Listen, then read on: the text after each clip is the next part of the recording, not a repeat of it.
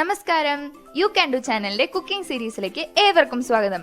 ഇന്ന് നമ്മൾ പെട്ടെന്ന് എളുപ്പത്തിൽ ഉണ്ടാക്കാൻ പറ്റുന്ന ഒരു മോരുകറിയാണ് പരിചയപ്പെടുന്നത്. ഇങ്ങനെ ഉണ്ടാക്കുന്നതെന്ന് നമുക്ക് അമ്മേനോട് ചോദിക്കാം. വെള്ളരിക്ക കൊണ്ടുള്ള മോരുകറിയാണ്. ഞാൻ 2 കഷ്ണം വെള്ളരിക്ക എടുത്ത് വെച്ചിട്ടുണ്ട്. 5 പച്ചമുളക് അരിഞ്ഞത്, 1 ടീസ്പൂൺ ജീരകം, അരയ്ക്കാനുള്ള തേങ്ങ അതൊരു ചെറിയ തേങ്ങ ആയിരുന്നുകൊണ്ട് ഫുൾ തേങ്ങ എടുത്തിട്ടുണ്ട്.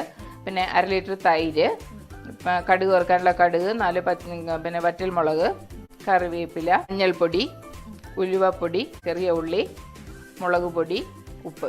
ഇത്രയുമാണ് ഇതിന് വേണ്ട സാധനങ്ങൾ. നമ്മൾ പാത്രത്തിൽ കഷ്ണം വേകാനുള്ള വെള്ളം വെച്ച് വെള്ളം തിളച്ച് കഴിഞ്ഞു. അതിലേക്ക് നമ്മൾ വെള്ളരിക്ക ഇടുന്നു. 3/4 ടീസ്പൂൺ മഞ്ഞൾപ്പൊടി, 3/4 ടീസ്പൂൺ ഉപ്പ്, 5 പച്ചമുളക് നമ്മൾ അരിഞ്ഞു വെച്ചിരുന്നത്. ഇനി ഇതെല്ലാം നന്നായി തിളച്ച് വേവണം. സാധാരണ വെള്ളരിക്ക നമ്മൾ വെച്ചാൽ വേവാവുന്നതിനേക്കാൾ കൂടുതൽ വെള്ളം ഞാൻ വെച്ചിട്ടുണ്ട്. കാരണം പിന്നീട് വെള്ളം ചേർക്കാതിരിക്കാൻ വേണ്ടിയിട്ടാണ് അങ്ങനെ വെച്ചത്. നമ്മുടെ കഷ്ണം വെന്ത് കഴിഞ്ഞു. ഇനി നമ്മൾ അരയ്ക്കാനുള്ള സാധനങ്ങൾ എടുക്കുകയാണ്. ഒരു തേങ്ങ ചിരകിയത്, 3/4 ടീസ്പൂൺ മഞ്ഞൾപ്പൊടി, 1 ടീസ്പൂൺ ജീരകം. ഇതൊന്ന് ക്രഷ് ചെയ്തെടുത്ത ശേഷം അതിലേക്ക് ഈ തൈരൊഴിച്ച് അരച്ചെടുക്കും.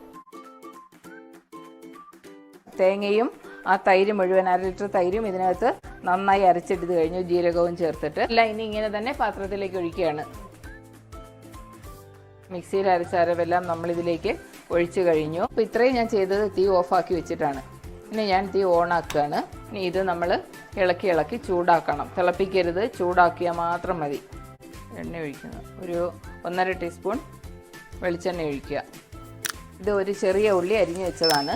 ഇതിലേക്ക് മുളക് പൊടി ചേർക്കുന്നു. ഇതിലേക്ക് കറിവേപ്പില, 1/4 ടീസ്പൂൺ ഉലുവ, 2 പിഞ്ച് മുളക് പൊടി.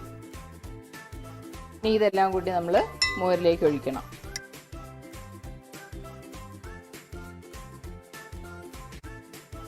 മോരുകറി റെഡിയായി കഴിഞ്ഞു. അങ്ങനെ എളുപ്പത്തിൽ ഉണ്ടാക്കാൻ പറ്റുന്ന മോരുകറി ഇവിടെ റെഡിയാണ്. എല്ലാവരും ഉണ്ടാക്കി നോക്കണം. സബ്സ്ക്രൈബ് ചെയ്യാത്തവരെല്ലാവരും സബ്സ്ക്രൈബ് ചെയ്യണം. ചെയ്തവർക്ക് ഒരുപാട് നന്ദി. ഇനിയും സപ്പോർട്ട് ചെയ്യുക. So you can do. Thank you.